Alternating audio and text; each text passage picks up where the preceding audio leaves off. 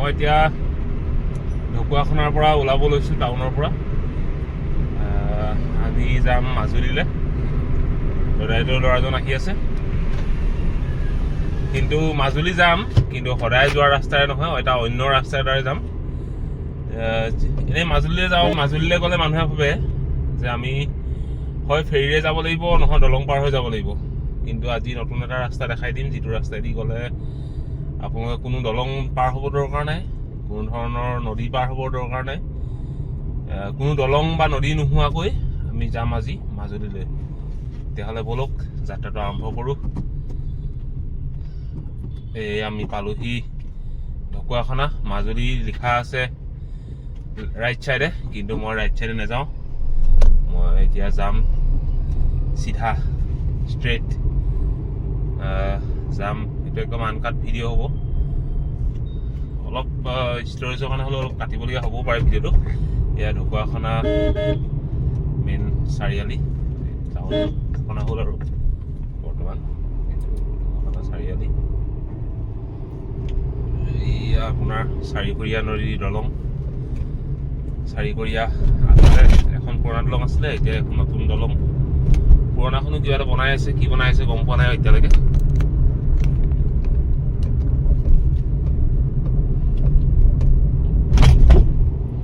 চাৰিকীয়া দলং, যিহেতু দলংখন পাৰ হৈছোঁ, কিন্তু এইখন ঢকুৱাখানাৰে দলং, ঢকুৱাখানা চাৰিআলি আমাৰ। তাৰপিছত এতিয়া ঢকুৱাখানা চাৰিআলিৰ পৰা আমি যাত্ৰা আৰম্ভ কৰিছোঁ।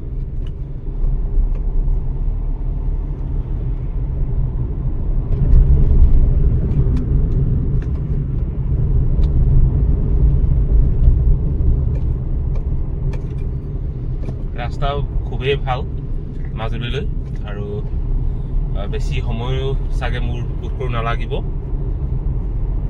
আমি গৈ থাকোঁচোন। মই আগতে এইটো ৰাস্তাত যোৱা নাই, আজি যাম। প্ৰথম এইপিনে বকুলগুৰি, লেফ্টত গ'লে মাতমৰা হৈ যাব পাৰি, কিন্তু আমি অকণমান সময়ৰ সোনকাল কৰিবৰ কাৰণে বকুলগুৰি হৈ যাম। বকুলগুৰি এইপিনে ঢকুৱাখানা।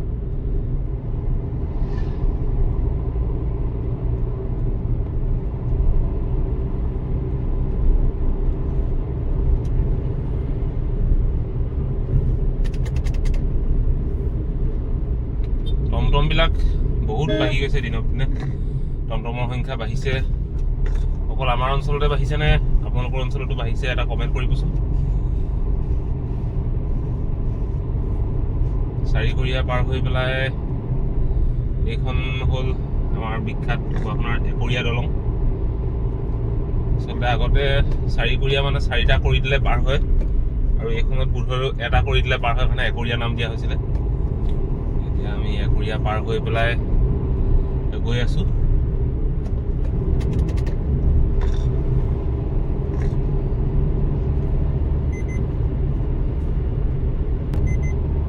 ৰাস্তাৰ কণ্ডিশ্যন দেখিছেনে? খুবেই ধুনীয়া। আগতে এইটো ৰাস্তা আমাৰ দিচাংমুখ টেকেলিপুটা ঘাটৰ ৰাস্তা আছিলে।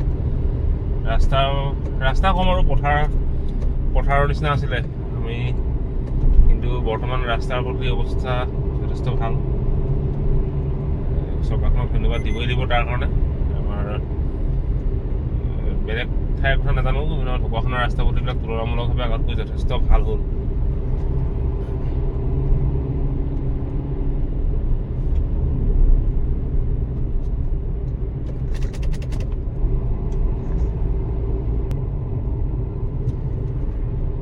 এখন আমাৰ ঢকুৱাখানা, মাছখোৱা, ধেমাজি, আজিকালি বগীবিল বাছ চলে। মাজুলীলৈকেও বাছ চলে, কিন্তু এইটো ৰাস্তাত নহয়। মাজুলীলৈ বাছ চলে বা ছুপাৰো চলে। আপোনাৰ ছুপাৰৰ যোগেদিও গুৱাহাটীৰ পৰা আহিব পাৰিব ডাইৰেক্ট গুৱাহাটীৰ পৰা আহিবৰ কাৰণে মাজুলীৰ পৰা আহিবলৈ হ'লে, মাজুলী যাবলৈ হ'লে ছুপাৰত যাব পাৰিব। এইটো সোণাৰী চাপৰি হৈ যাব লাগিব। ঢকুৱাখানাৰ সোণাৰী চাপৰিৰ পৰা খেৰকটা খুঁটিটো পাৰ হ'লে, দলংখন পাৰ হ'লে মাজুলী হ'ব। কিন্তু এইটো আমি যিটো ৰাস্তাই দিয়ে যে যাম, কোনো দলং নোহোৱাকৈ যাম। আচৰিত নহয়নে বাৰু কথাটো?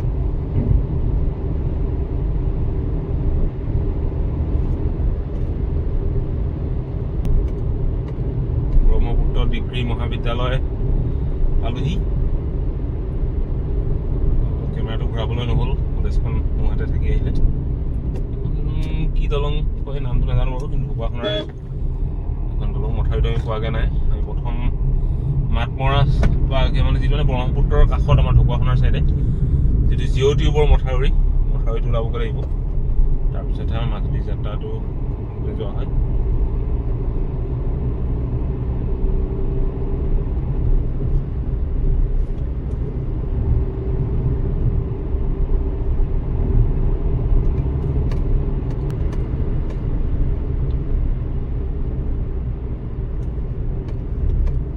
বকুলগুৰি পালোহি আমি, ঢকুৱাখানাৰ বকুলগুৰি।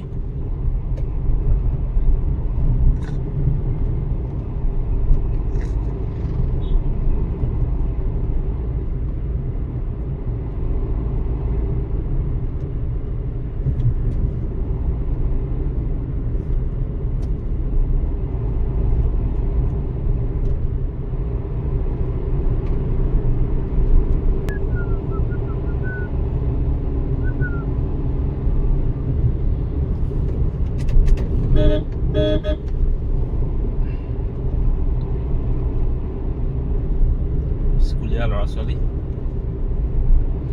কাইলৈ পিছে স্কুলবিলাক ঢকুৱাখানা সমগ্ৰ জিলা প্ৰশাসনে বন্ধ দিছিলে, কিন্তু দুৰ্ভাগ্যবশতঃ এইবাৰ যুদ্ধ হোৱাৰ কাৰণে আমাৰ ঢকুৱাখানাৰ বিখ্যাত ফাট বিহুখন বাতিল কৰিবলগীয়া হ'ল। কাৰ্যসূচীবিলাক ফাট বিহু চাবলৈ যোৱাৰ কথা আছিলে, পৰিয়াল আৰু লগৰ বন্ধু বান্ধৱ অহা কথা আছিলে, কিন্তু ফাট বিহু নহ'বগৈ আৰু এতিয়া এইবছৰ। বেয়া লাগিছে মনটোতো, উপায় নাই। যুদ্ধৰ সময়ত আমি সকলোৰে সহযোগিতা আগবঢ়াবই লাগিব যিহেতু।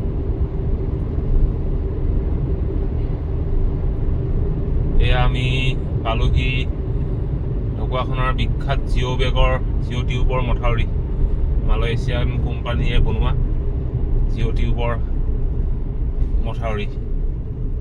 এইপিনে পৰা আমি বাওঁহাতে গ'লে পাম মাতমৰাৰ পৰা পাম ডিব্ৰুগড় মানে আমাৰ বগীবিল, কোলাজান বগীবিল সংযোগী পথ পামগৈ।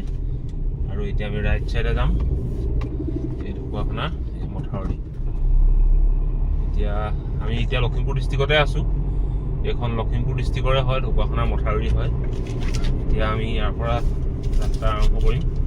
এইটো ৰাস্তাই আচলতে গৈ থাকিলেই মাজুলী পায় বুলি কোৱা শুনিছোঁ মই, কিন্তু ময়ো তেনেকৈ যোৱা নাই আগতে। তাকে আজি দৰাইদেউ ল'ৰাজনক নিবলৈ আহোঁতে মই ভাবিলোঁ লগতে ৰাস্তাটো অকণ এক্সপ্ল'ৰ কৰা যাওক।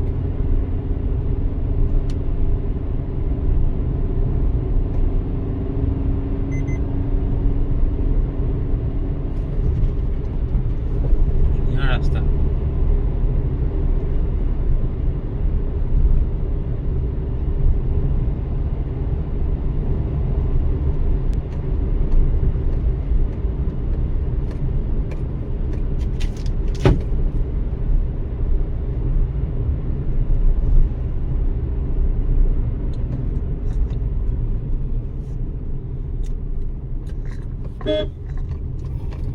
Sharp turn.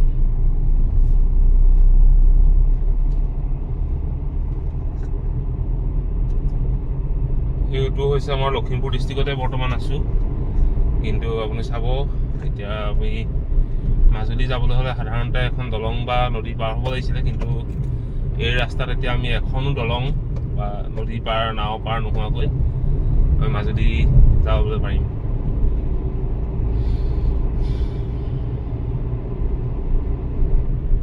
ভিডিঅ'টো অলপ আমনিদায়ক হৈছে যদিও স্কিপ নকৰি চাই থাকিব। কেতিয়াবা যদি মাজুলীলৈ আহে, এই ৰাস্তাৰে আহিলে আপোনালোকৰ যথেষ্ট সময়ৰ বাচিব যদি এইটো ৰাস্তাৰে আহোঁ বুলি কোনোবাই ভাবে মাজুলীলৈ। যিহেতু মাজুলীত আমাৰ পৰ্যটনৰ স্থলী হিচাপে গঢ়দিয়াত বহুত থল আছে, মুখা শিল্প আছে, আমাৰ সত্ৰীয়া সংস্কৃতি আছে, সত্ৰসমূহ চাব পাৰিব, ৰজাদিনীয়া বহুত বস্তু আছে যিবিলাক চাব পাৰিব। আহিবৰ কাৰণে আমাৰ এইপিনে বাসুদেৱ থান আছে ঢকুৱাখানাৰ, সেইখনো চাব পাৰিব।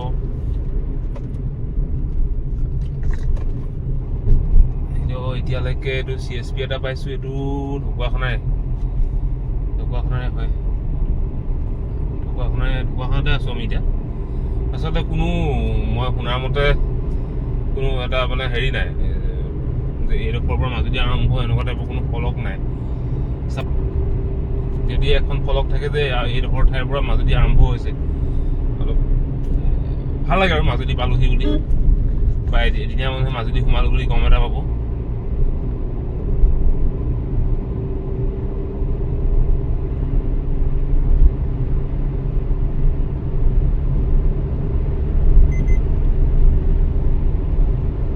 যদিও বিশেষ মই ধৰিব পৰা নাই ঠিক।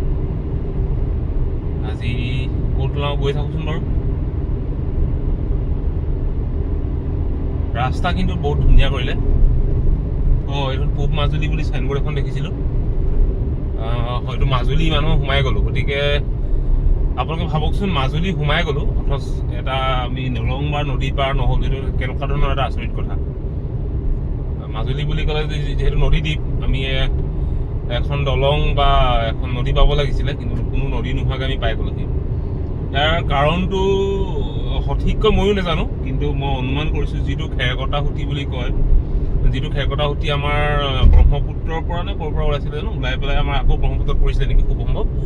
এই খেৰকটা সুঁতিটোৰ এই ছাইডটো, মানে আমাৰ ঢকুৱাখানাৰ পৰা মাজুলী ছাইডটো, খেৰকটা সুঁতিটো ক'ৰবাত পুতি পেলালে, পেলোৱা হ'ল। মানে পুতি পেলোৱাৰ কাৰণে বা মানে হয়তো কালৰ সোঁতত যিটো পুত খাই যোৱাৰ কাৰণে ইয়াৰ ওপৰত মথাউৰি বনাই দিয়াৰ কাৰণে আমাৰ খেৰকটা সুঁতি নিশ্চিহ্ন হৈ গ'ল। যদি আপোনালোকে বিচাৰে কমেণ্ট এটা কৰিবচোন, তেতিয়া আমি হয়তো এদিন এটা খেৰকটা সুঁতি বিচাৰি এটা ব্লগ বনাম।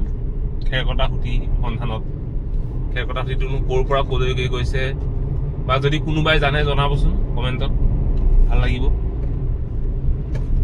মানুহজনক লগ পাইছোঁ, সুধি লওঁ কথাটো। দাদা, মাজুলী সোমালো নি? এতিয়া এই অফলামুখ ঘাটলৈ কোনফালে যাব লাগিব? আপোনাৰ এতিয়া মতাৰি যাব পাৰে, ৰাস্তা বনাই আছে চাগে ইয়াত। হেৰি আপুনি নয়াবজাৰ হৈ এনেকে ডাইৰেক্ট ফুলনি, নয়াবজাৰ পৰা ফুলনি ল'ব লাগিব। ফুলনিৰ পৰা একদম বনগাঁও ডাইৰেক্ট অফলাঘাট। ইভাগে মথাৰি যাব পাৰিম নি? পাৰি। ৰাস্তা কেনেকুৱা? ৰাস্তা তাকে এইফালে বঠিয়া চাইডে বনাই আছে, কিন্তু চেনগেবেল দিয়া আছে। চেনগেবেল দিয়া আছে ন?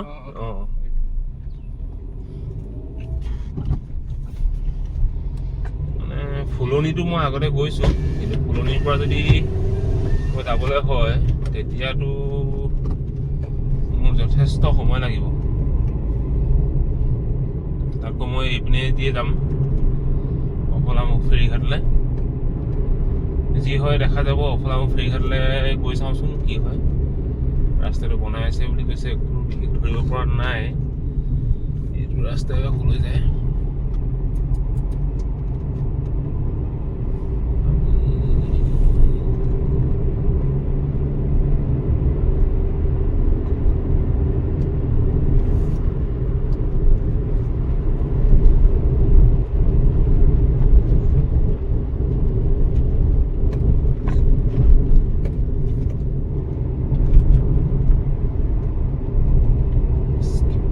গৈ থাকোচোন বাৰু, খবৰ পাওঁ কেনো।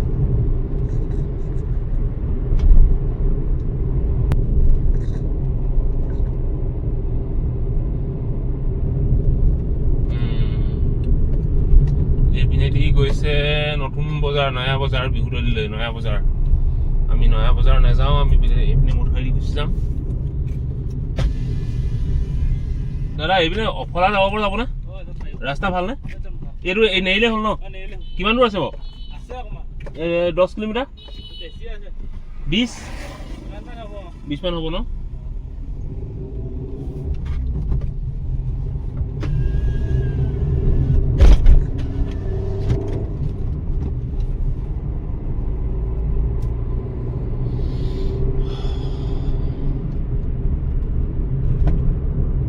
ৰাস্তাটো বনাই আছে, এইটো সম্পূৰ্ণ হোৱাগে নাই।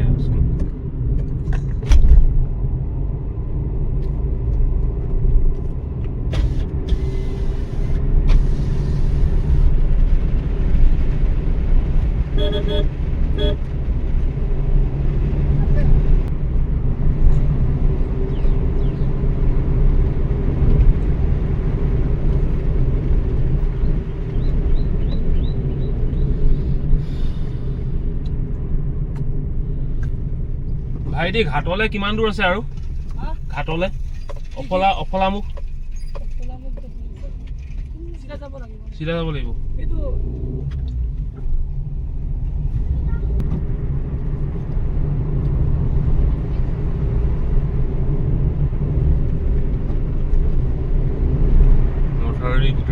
বাহিৰৰ পিনে দুই পিনে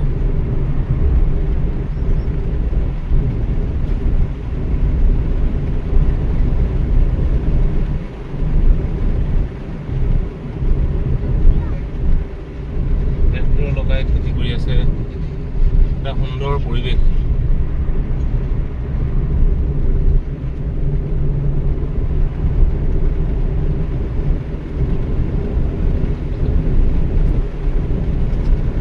সম্ভৱ মই এতিয়া ইটাপৰা ৰাস্তাত উঠিলোঁ যেতিয়া এইটো পালোহি বুলি ভাবিছোঁ ঘাটৰ ওচৰত।